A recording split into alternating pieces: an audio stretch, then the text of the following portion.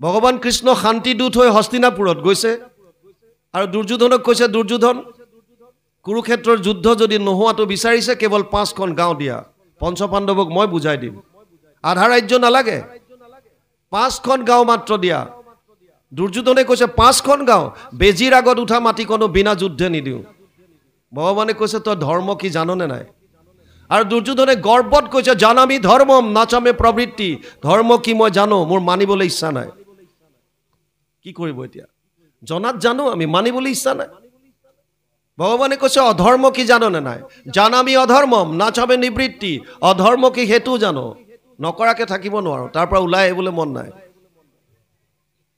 আৰু সুবিধা লৈছে কেনাপি দেবেনা হৃদি স্থিতম যথা নিয়োজয়সি তথা কৰোমি মহাপুৰুষ মাধৱদেৱে এই জোকা শ্লোকৰ অনুবাদ কৰি ঘোষাত থৈছে আমি পাঠ কৰিয়ে থাকোঁ ধৰ্মক জানো মই তথাপি প্ৰবৃত্তি নাই অধৰ্মত নিবৃত্তি নহয় হৃদিস্থিত হোৱা তুমি যেন কৰা বাহা স্বামী ঋষিকেশ কৰিব তেনেয় পাঠ কৰি আছো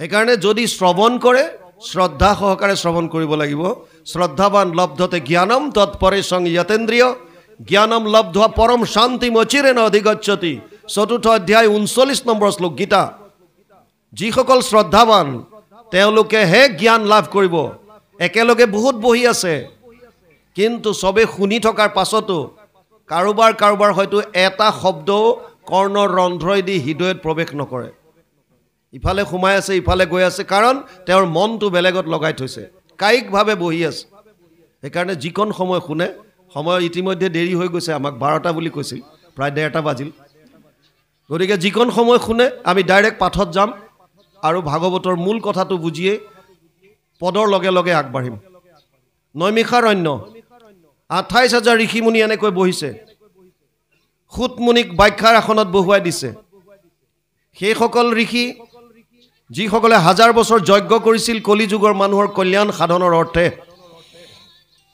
কিন্তু তেওঁলোকে কোনো ফল নাপালে আৰু সেইকাৰণে ৰোমহৰ্ষণৰ পিতেক উগ্ৰশ্ৰৱা সুতক ব্যাখ্যাৰ আসনত বহুৱাই 28,000 ঋষিৰ ভিতৰত যিজন কথামৃত ৰসস্বাদ কুশল শৌনক ব্ৰবিত কথামৃত পান কৰাত যিজন কুশল তেওঁৰ নাম থৈছে শৌনক শৌনক কোন তেতিয়াহ'লে যিজনে শ্ৰৱণ কৰাত কুশল বা পটু যিজনে কথা শ্ৰৱণ কৰাত পটু বা পাৰ্গত সেইজনক শৌনক নাম দিছে তেওঁহে প্ৰশ্ন কৰিব পাৰিছে আৰু তেওঁ প্ৰথমে স্বীকাৰ কৰিছে শৌনক বদতি শুনা সুত মহামানী পৰম পাতকী কলি পাইলে হেন জানি আৰম্ভিলো যজ্ঞ আশী সহস্ৰ বছৰ হোমধুমে ধূম্ৰবৰ্ণ ভৈলা কলেবৰ যিটো কৰ্ম কৰোৱাত নাহিকে বিশ্বাস আপোনাৰ আয়ুস কৰিলো ব্যৰ্থে নাশ 1000 বছৰ যজ্ঞ কৰিলো উদ্দেশ্য আছিল জনকল্যাণ কলি যুগৰ মানুহৰ কল্যাণ সাধন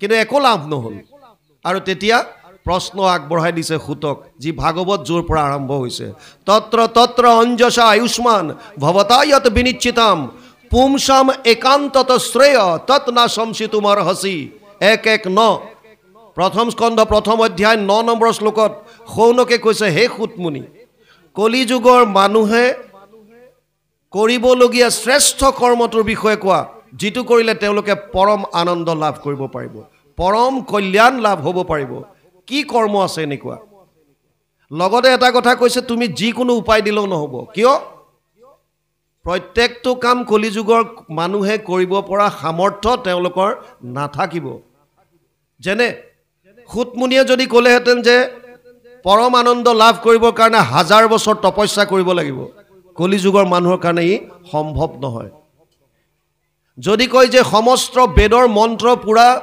হৃদয়ঙ্গম কৰি তেনেকৈ বহু বছৰ ধৰি যজ্ঞ কৰিব লাগিব অসম্ভৱ স্মৃতি শক্তিহীন বুদ্ধিহীন ইমান নোৱাৰে সেইকাৰণে প্ৰথমে কৈছে হে সুতমুনি তুমি যিটো উপায় দিবা আগতে সীমাবদ্ধতা বুজি লোৱা লিমিটেশনছ বিলাক বুজি লোৱা কি প্ৰায়ে না অল্পায়ুষ সভ্য কলৌ অস্মিন যুগে জনা মন্দ সুমন্দ মতয়ু মন্দিয় ভাগ্য হি উপদ্ৰতা 1:10 প্ৰথম স্কন্ধ প্ৰথম অধ্যায় 10 নম্বৰ শ্লোকত শৌনকে কৈছে সুতমুনি কলি যুগৰ মানুহৰ আয়ুস কম বুদ্ধিহীন ভাগ্যহীন 8টা বস্তু কলি যুগৰ মানুহৰ হ্ৰাস পাব ততচ্চ অনুদিনম ধৰ্মম সত্যম শৌচম ক্ষমা দয়া কলেন বলেন রাজন নংসতি আয়ু বলম স্মৃতি 12:2-1 দ্বাদশ স্কন্ধ 2য় অধ্যায় 1ম শ্লোক ধৰ্ম সত্য শৌচ ক্ষমা দয়া আয়ুষ বল স্মৃতি 8টা বস্তু হ্ৰাস পাব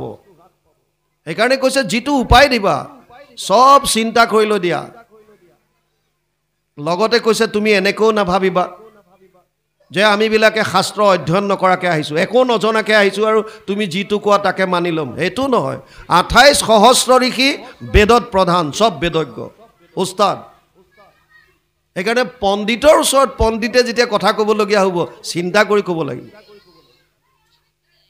সেইকাৰণে কৈছে যে আমি শাস্ত্ৰ বিভিন্ন পঢ়িছো শাস্ত্ৰ বহুত আছে কিন্তু সমস্যা হৈছে বিভিন্ন শাস্ত্ৰত বিভিন্ন মত দিছে বৰ্তমান সময়ত যিটো প্ৰশ্নৰ অৱতাৰণা হৈ আছে কোনোবাই যদি বৈদিক পন্থাত চলি আছে আপুনি মই তেওঁলোকক দোষ দিব নোৱাৰো কিয় কাৰণ হেতু কোনোবা শাস্ত্ৰত আছে কিন্তু সমস্যা এটা হৈছে এইটো খেলিমেলিৰ প্ৰশ্ন তেতিয়াই অৱতাৰণা হ'ল আজিৰ পৰা ৫,৫০০ বছৰ আগত আৰু তাৰ উত্তৰ তেতিয়াই ভাগৱতে দি থৈছে সেই কথাখিনি অধ্যয়ন কৰিলে আসল বস্তুটো পাওঁ প্ৰশ্নৰ অৱতাৰণা এতিয়াৰ নহয় তেতিয়াই হ'ল শৌনক আদিয়ে কৈছে ভুৰিনি ভুৰি কৰ্মানি শ্ৰুতব্যানি বিভাগস অত সাধু অত্ৰ যত সাৰম সমুদ্ধৃত্য মনীষয়া মাম ব্ৰুহি শ্ৰদ্ধানানাম য়েন আত্মা সম্প্ৰসিদতি 1:11 প্ৰথম স্কন্ধ প্ৰথম অধ্যায় 11 নম্বৰ শ্লোকত শৌনকে কৈছে হে সুতমুনি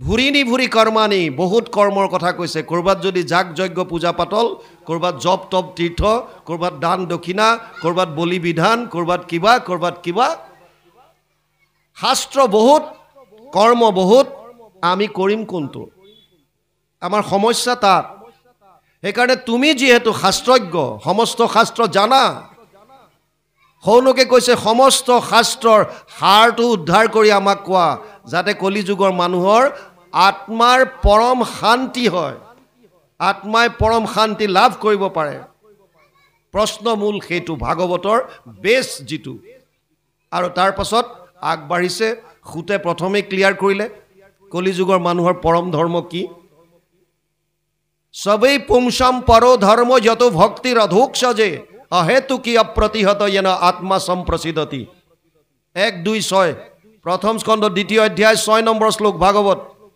कलि जुगर मानुहर परम धर्म एटाई हेतु হৈছে কৃষ্ণত একান্ত ভক্তি শর্ত দিছে দুটা अहेतु की हेतु থাকিব নোৱাৰিব আৰু এটা হৈছে অপ্ৰতিহত নিৰন্তৰ নিষ্কাম আৰু নিৰন্তৰ এই দুটা বস্তু মূল বস্তু কৃষ্ণৰ ভক্তি আমি যদিও নিজকে কৃষ্ণ ভকত বুলি কৈ আছো আমি এই দুটা শর্ত কিমান মানিব পাৰিছো এটো ডাঙৰ কথা গীতাটো অৰ্জুনক কৈছে তস্মাৎ সৰ্বেষু কালেষু মাম অনুস্মৰ যুদ্ধচ ময়ো অৰ্পিত মনোবুদ্ধিৰ মামে বৈশ্যস্য অসংশয় অষ্টম অধ্যায় 7 নম্বৰ শ্লোক গীতা হে অৰ্জুন প্ৰতিটো মুহূৰ্তত মোৰ কথা স্মৰণ কৰ আৰু তোৰ কৰ্তব্য কৰ্ম কৰি যা ইয়াতকে আৰু সহজ আৰু সুবিধাজনক কিবা উপায় কতো নাপাব আপুনি আপোনাৰ কৰ্ম কৰক কৰ্তব্য কৰ্ম কৰিব দিছে মাত্ৰ ঈশ্বৰক স্মৰণত ৰাখিব দিছে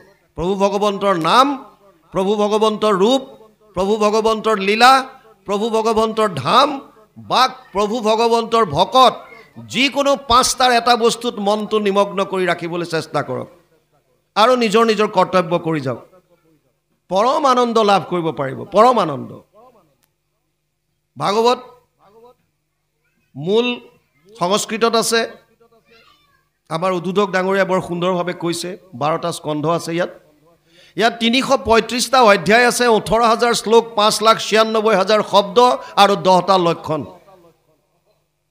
মহাপুৰাণত 10টা লক্ষণ থাকে ভাগৱত মহাপুৰাণ তৃতীয় স্কন্ধৰ পৰা লক্ষণ বিলাক আৰম্ভ হৈছে আমি তৃতীয়তে ধৰিম আজি অত্ৰ স্বৰ্গ বিসৰ্গস স্থানম পোষণম উতয় মনন্তৰ এশ অনুকথা নিৰোধ মুক্তি আশ্ৰয় 2:1 দ্বিতীয় স্কন্ধ 10ম অধ্যায় প্ৰথম শ্লোক ভাগৱত স্বৰ্গ বিসৰ্গ স্থান পোষণ উতি মনন্তৰ ঈশানু নিৰোধ মুক্তি আশ্ৰয় 10টা লক্ষণ কৈছে ভাগৱতে তৃতীয় স্কন্ধ স্বৰ্গ সৰ্গ মানে সৃষ্টি, আদি সৃষ্টি। এই কোটি কোটি ব্ৰহ্মাণ্ডৰ সৃজন কেনেকৈ হ'ল ইয়াৰ বিষয়ে তৃতীয় স্কন্ধত পাব। চতুৰ্থ স্কন্ধ বিসৰ্গ, ব্ৰহ্মা আদিৰ দ্বাৰা সৃষ্টিৰ বিকাশ, সেকেন্ডাৰী সৃষ্টি। চতুৰ্থ স্কন্ধত পাব। পঞ্চমত আছে স্থান, ভূগোল আৰু খগোল। খং মানে আকাশক বুজায়। আকাশত থকা গ্ৰহ নক্ষত্ৰৰ জ্ঞানকে খগোল বুলি কয়। খগোল, ভূগোল ভূখণ্ডত যিমান আছে স্থান, আৰু খগোল আকাশত যিমান আছে গ্ৰহ নক্ষত্ৰ ইত্যাদি। এই সমস্তৰ নলেজ যদি লাগে, জ্ঞান যদি লাগে, পঞ্চম স্কন্ধ। ষষ্ঠ স্কন্ধ পোষণ, কোটি কোটি ব্ৰহ্মাণ্ডত থকা সমস্ত জীৱৰাশিক প্ৰভু ভগৱন্তই কেনেকৈ পোষণ কৰি আছে। চিত্ৰকেতু উপাখ্যান, বৃত্তাসুৰ বধ, অজামিল উপাখ্যান বিভিন্ন কাহিনীৰ দ্বাৰা সুন্দৰভাৱে বুজাইছে। সপ্তম স্কন্ধ উটি, উটি মানে বাসনা। তিনি ধৰণৰ বাসনা আমাৰ আছে। এই বাসনাটোৰ কামত আহিব এতিয়া, ভক্তি যুগত আমি আলোচনা কৰিম। তিনি ধৰণৰ বাসনা আছে। এক হৈছে দৈবিক বাসনা, এক হৈছে আসুৰিক বাসনা, এক হৈছে মানৱীয় বাসনা। দৈবিক বাসনা মহন্তৰ কৃপাত উপজে, তাৰ কথা বুজাবলৈ প্ৰহ্লাদৰ চৰিত্ৰ আনিছে। আসুৰিক বাসনা মহন্তৰ কোপত বা ক্ৰোধত আসুৰিক বাসনাৰ সৃষ্টি হয়। তাৰ কাৰণে হিৰণ্যকশিপু হিৰণ্যক্ষৰ কথা আনিছে, কেনেকৈ চাৰি সিদ্ধৰ কোপত বৈকুণ্ঠৰ দুৱৰি আহি অসুৰজনীত জন্ম হ'বলগীয়া হ'ল, সুন্দৰভাৱে বৰ্ণনা কৰিছে। মানৱীয় বাসনাৰ কথা বুজাবলৈ গৈ সংস্কৃত ভাগৱতত বৰ্ণাশ্ৰম ধৰ্মৰ কথা যদিও আনিছে, অসমীয়া ভাগৱতলৈ আৰু অনুবাদ কৰা নাই। কিয়? ভক্তি মাৰ্গত আমাক বৰ্ণাশ্ৰম ধৰ্মৰ প্ৰয়োজন নাই। বৰ্ণ আৰু আশ্ৰম, বৰ্ণ মানে ব্ৰাহ্মণ, ক্ষত্ৰিয়, বিষাম, শূদ্ৰানাম চ পৰম তপ, কৰ্মাণি প্ৰবিভক্তানি স্বভাৱ প্ৰভাৱেৰ গুণে। অষ্টাদশ অধ্যায় 41 নম্বৰ শ্লোক গীতা, চাৰি বৰ্ণৰ কথা কৈছে। ব্ৰাহ্মণ, ক্ষত্ৰিয়, বৈশ্য আৰু শূদ্ৰ। এই চাৰিটা জাতিৰ কাম ভক্তি মাৰ্গত প্ৰয়োজন নাই। আৰু আশ্ৰম ব্ৰহ্মচৰ্য, গাৰ্হস্থ, বানপ্ৰস্থ আৰু সন্ন্যাস। মহাপুৰুষ মাধৱদেৱে কৈছে, নহো জানা আমি চাৰি জাতি, চাৰিও আশ্ৰমী নোহোৱাতি। আমি তাত নপৰোৱে। তে আমি কোন? দাসৰো দাস, তান দাসৱ হৈলোঁ আমি। আমি আমাৰ এটাই জাতি, কেৱল আমি দাস, আৰু ভগৱান আমাৰ স্বামী। এই ভাৱটো আনিলে হৈ গ'ল, যথেষ্ট। তেতিয়া আমাৰ মাজত উচ্চ নীচ, জাতি ভেদ, ধনী দুখীয়া এইবিলাক একো নাথাকে। চব সমান, চব আমি সমান। সেইকাৰণে মানৱীয় বাসনাৰ কথাটো ইয়ালৈ অনুবাদ কৰা নাই। অষ্টম স্কন্ধ মনন্তৰ, মনু আৰু মনুপুত্ৰসকলৰ বিতংভাৱে যদি জানিব বিচাৰে অষ্টম স্কন্ধ অধ্যয়ন কৰিব লাগিব। নৱম স্কন্ধ লক্ষণ হৈছে ঈশানু। ঈশ মানে ঈশ্বৰক বুজাইছে, অনুৰাগী, ঈশ্বৰৰ অনুৰাগী। চন্দ্ৰবংশ, সূৰ্যবংশৰ যিমানবিলাক ৰজা মহাৰাজা পৰম বৈষ্ণৱ, সেইসকলৰ চৰিত্ৰ নৱম স্কন্ধত পাব, ৰাজবংশাৱলী। দশম স্কন্ধ নিৰোধ, প্ৰলয়ৰ সময়ত সমস্ত জীৱৰাশি যিজন ভগৱানৰ উদৰত অৱৰুদ্ধ হৈ ৰাখে, সেইজন প্ৰভু ভগৱন্তৰ অৱতাৰৰ পৰা বিভিন্ন লীলা 90টা অধ্যায়ত বৰ্ণনা কৰিছে। 335টা মূল অধ্যায়ৰ 90টা অধ্যায় আছে দশম স্কন্ধত, আটাইতকৈ ডাঙৰ। সেইকাৰণে তিনিটা ভাগ কৰিছে, আদি চোৱা, মধ্য চোৱা, শেষ চোৱা। আদি চোৱা গুৰুজনাই নিজে অনুবাদ কৰা, যাক আমি দশম বুলি কওঁ। আৰু শেষৰ পৰা কুৰুক্ষেত্ৰ যাত্ৰা এটা আখ্যান আনিছে। একাদশ স্কন্ধ মুক্তি, জীৱক মুক্তি কিয় লাগে, কেনেকৈ পাব, নিমি নৱসিদ্ধ সংবাদ, কৃষ্ণ উদ্ধৱ সংবাদ, সুন্দৰ সুন্দৰ কথাৰ দ্বাৰা বৰ্ণনা কৰিছে। আৰু দশম লক্ষণ হৈছে আশ্ৰয়, দ্বাদশ স্কন্ধ। আশ্ৰয় মানে শৰণ। জীৱই শৰণ ক'ত ল'ব, শৰণৰ উপযুক্ত স্থান কি, এই বিষয়ে জানিবৰ কাৰণে ভাগৱত দ্বাদশ স্কন্ধ। আৰু ব্যাসদেৱে কৈছে যে মই দশম লক্ষণটো শুদ্ধ ৰূপত প্ৰতিপন্ন কৰিবৰ কাৰণে বাকী 9টা লক্ষণ বৰ্ণনা কৰিছোঁ। দশমৰ্থ বিশুদ্ধ্যাৰ্থম নবানিমিহ লক্ষণম বৰ্ণয়ন্তি মহাত্মান শ্ৰুতেনা অৰ্থেন চাঞ্জসা। দশম লক্ষণটো শুদ্ধ ৰূপত, আশ্ৰয়টো শুদ্ধ ৰূপত প্ৰতিপন্ন কৰিবলৈ বাকী 9টা লক্ষণ বৰ্ণনা কৰিছে। কিহৰ ওপৰত ভিত্তি কৰি? শ্ৰুতেনা, শ্ৰুতি বেদক কয়, বেদৰ ওপৰত ভিত্তি কৰি। অৰ্থেনা, নিজৰ ৰিয়েলাইজেশ্যনৰ পৰা, নিজৰ অনুভূতি, নিজৰ জ্ঞানৰ পৰা। আৰু বেছ টু বেদ, বেদৰ ওপৰত ভিত্তি কৰি ভাগৱত আগবাঢ়িছে আমি ডাইৰেক্ট পদৰ লগে লগে যাম এতিয়া ভক্তি যোগ আহিছে কপিলে আমি সকলোৱে জানো ভগৱান কৃষ্ণৰ অৱতাৰ কপিল দেৱহূতি আৰু কৰ্দম তেওঁলোকৰ সন্তান দেৱহূতিয়ে প্ৰশ্ন কৰিছে কপিলে উত্তৰ দিছে ভগৱন্ত নিগদতি শুনামাও দেৱহূতি এহি ধ্যানে যিটো মুক্ত ভইলা আসলতে যুক্ত দেহাকো নেদেখে আৰু কিবা যায় কিবা আসনত বহি ৰইলা কপিল প্ৰভুৱে মাতৃ দেৱহূতিক প্ৰথমতে সাংখ্য যোগৰ কথা কৈছে ধ্যানৰ কথা কৈ আছে কেনেকৈ এজন মানুহে ধ্যান কৰিলে নিৰ্গুণ নিৰাকাৰ ব্ৰহ্মক সমাধিত সাক্ষাৎ কৰিব পাৰে এই বিষয়ে কৈ আছিল আৰু কৈ থাকোঁতে কৈছে যিজন মানুহ আসলতে ধ্যানযুক্ত হৈ যায় তেতিয়া তেওঁ বাহ্যিক ক্ৰিয়াকলাপবিলাক একো গম নাপায় উদাহৰণ সমীক মুনি সমীক যেতিয়া আশ্ৰমত আছিল তেওঁ ধ্যানযুক্ত হৈ আছিল পৰীক্ষিত আহিছে মৃগয়া কৰি কৰি তৃষ্ণাত আতুৰ হৈ পানী বিচাৰিছে মোক পানী দিয়া কিন্তু সমীকে গম নাপায় কিয় তেওঁ ধ্যানমগ্ন হৈ আছে সমাধিত আছে সেইখন সময়ত বাহ্যিক ক্ৰিয়াকলাপ গম নাপায় আপোনাৰ ওচৰতে আপুনি যদি একাত্মভাৱে কিবা এটা কাম কৰি থাকে একান্তভাৱে ওচৰত কিবা হৈ থাকিলেও গম নাপায় আৰু আটাইতকৈ সহজ উপায়টো মোবাইল যোনে মোবাইলত এনেকৈ একান্তভাৱে চাই আছে কাষত মাতি থাকিলেও গম নাপায় কিয় তাত সোমাই গৈছে পুৰা সম্পূৰ্ণৰূপে সেইটো এটা ধ্যান কিন্তু ক'ত ধ্যান এইটো মোবাইলটোত এই ধ্যানটো যদি ঈশ্বৰমুখী হৈ গ'ল তেতিয়াহ'লে তেওঁতো হৈ গ'ল জীৱনতে মুকুত একাত্মতা চবৰে আছে নিজৰ নিজৰ ভাল পোৱা ফিল্ডখনত আপোনাৰ যিটো বস্তু আপুনি ভাল পায় যদি আপুনি খেল চাই ভাল পায় তেতিয়া যেতিয়া টিভিটো অন কৰি খেলত বহিব ৰাতি 12টা হোক 1টা হোক আপুনি একদম এনেকৈ থাকিব কিয় এইটো তেতিয়া আপোনাৰ তাত আপুনি পুৰা সোমাই গৈছে দেশ দুনিয়াত কি হৈ আছে আপুনি গম নাপায় তেতিয়া একাত্মতা ফ'কাছড কনচেন্ট্ৰেশ্যন ধ্যানো তেনেকুৱাই সেইকাৰণে কপিলে কৈছে মা এই ধ্যানত যিজন যুক্ত হ'ল দেহাকো নেদেখে আৰু কিবা যায় কিবা আসনত বহি ৰৈলা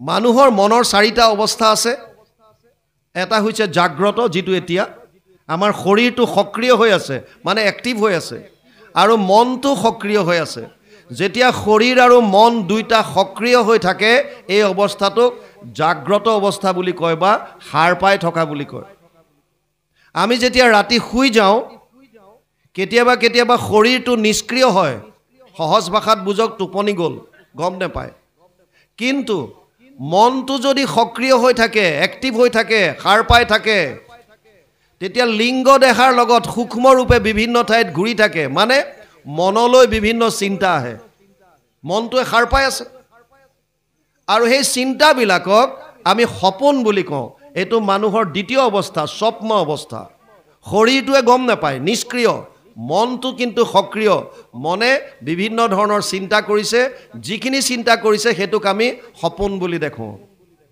তৃতীয় অৱস্থা হৈছে গভীৰ নিদ্ৰা ৰাতি কেতিয়াবা শুই যাওঁ 10টা বজাত শুই ৰাতিপুৱা কওঁ যে কালি ৰাতি 10টাত যি পৰিলোঁ আমি গম নাপাওঁ ৰাতিপুৱা 6টাতহে মোৰ চকু খোল খাইছে একো গম নাপায় ৰাতি পৰিলে গম নাপায় পিছদিনা ৰাতিপুৱা 6টাত চকু মেল খাইছে এইটো কৈছে গভীৰ নিদ্ৰা আপোনালোকে জানি আচৰিত হ'ব এজন মানুহে ধ্যানযুক্ত হৈ সমাধিত ব্ৰহ্মক সাক্ষাৎ কৰি যিটো আনন্দ লাভ কৰে যদি আপুনি গভীৰ নিদ্ৰা দিব পাৰিছে সেই একেই আনন্দ আপুনি উপলব্ধি কৰিব গভীৰ নিদ্ৰাটো ইমান ভাল মানুহৰ কাৰণে কিন্তু বহুতৰ এই নিদ্ৰাটো নাথাকে চেলেং পেটেং হৈ থাকে যিসকলে পৰিশ্ৰম কৰে শাৰীৰিকভাৱে নিজৰ বিভিন্ন মনটো ঈশ্বৰমুখী কৰি নিজৰ কৰ্মত ব্যস্ত থাকে তেওঁলোক পৰাৰ লগে লগে টোপনি যায় আৰু গভীৰ নিদ্ৰা মাৰিবলৈ সক্ষমো হয় চতুৰ্থ অৱস্থাটো হৈছে সমাধি আজি এতিয়া আমি আলোচনা কৰি আছোঁ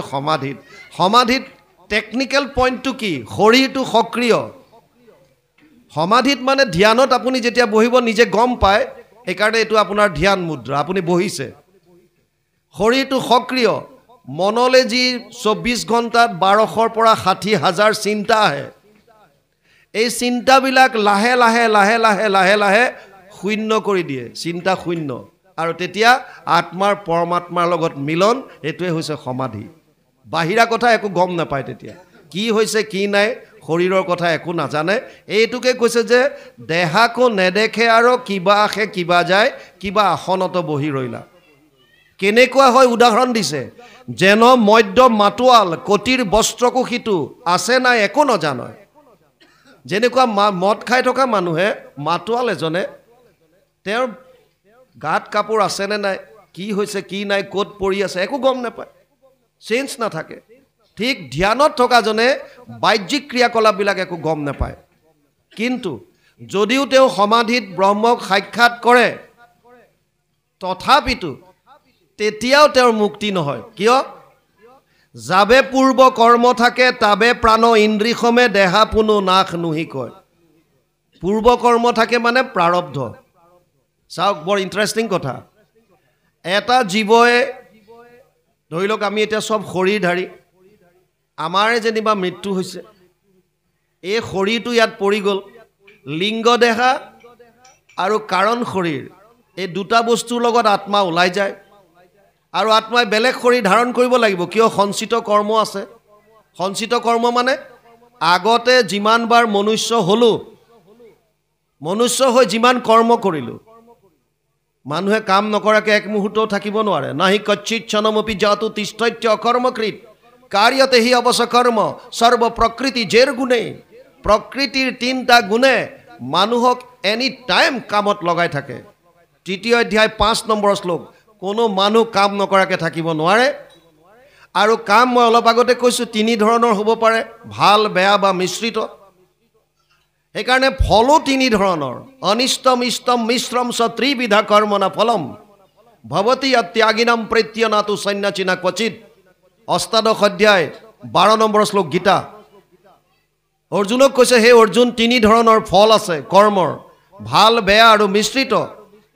আমি যিমানবাৰ মনুষ্য হৈ আহিছোঁ, যেনেকুৱাই কৰ্ম কৰিছোঁ, প্ৰত্যেকটো জীৱৰ বিপৰীতে এখন এখন একাউণ্টত চব লিখা হৈ আছে। সেইটোকে সঞ্চিত কৈছে, সঞ্চয়, ছেভিং একাউণ্টছ।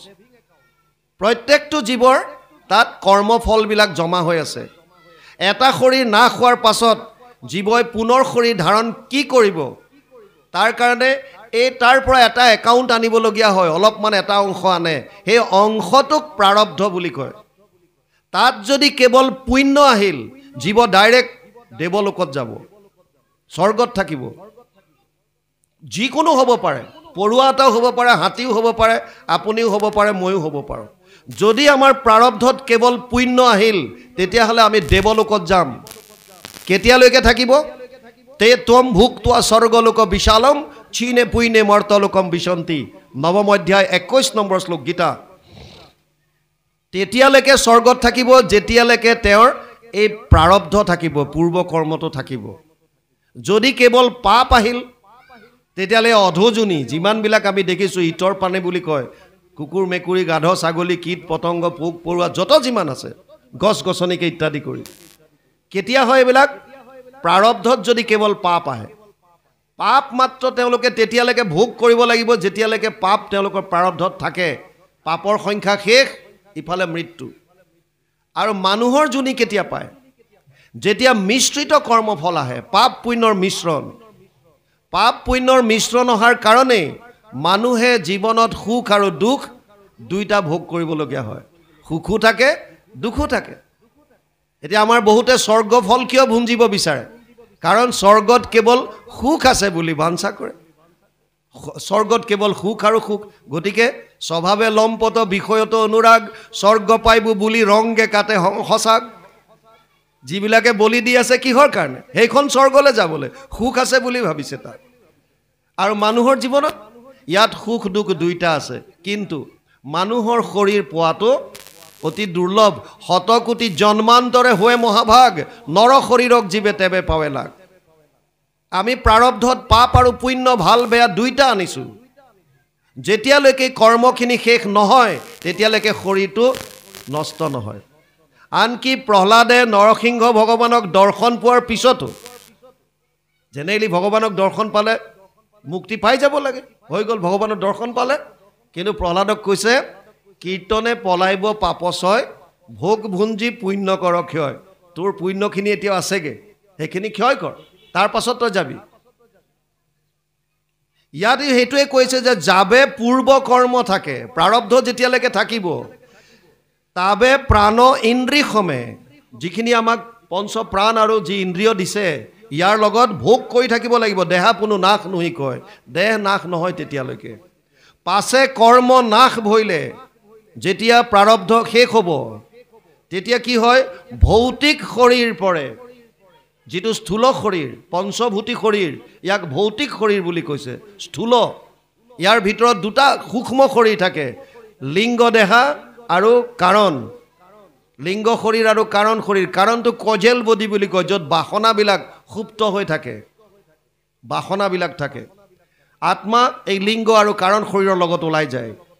ইয়াত কৈছে এতিয়া যেতিয়া ভৌতিক শৰীৰ পৰে, তেবে যোগী ব্ৰহ্মত মিলয়। যিজনে সমাধিত ব্ৰহ্মক সাক্ষাৎ কৰিলে, তেওঁ তেতিয়া ব্ৰহ্মত মিলি যাব। কি হ'ব? এৰায়া সংসাৰ দুখ, লভে ব্ৰহ্মানন্দ সুখ, যেন জলে জল প্ৰৱৰ্তয়। তেতিয়া তেওঁলোকে ব্ৰহ্মক একেলগে মিলি যাব, যেনেকৈ সাগৰত গৈ নদীৰ পানী মিলি একাকাৰ হৈ গ'ল, যিটো ইকত্বম বুলি কয়। এহি বুলি কৃপাময় মৌনে ৰহিলন্ত তই, দেখি দেবী পুচন্ত দুনাই, আবে বাপ ভক্তি যোগ বিস্তাৰি কহিও মোক, যেন মতে বুজো অভিপ্ৰায়।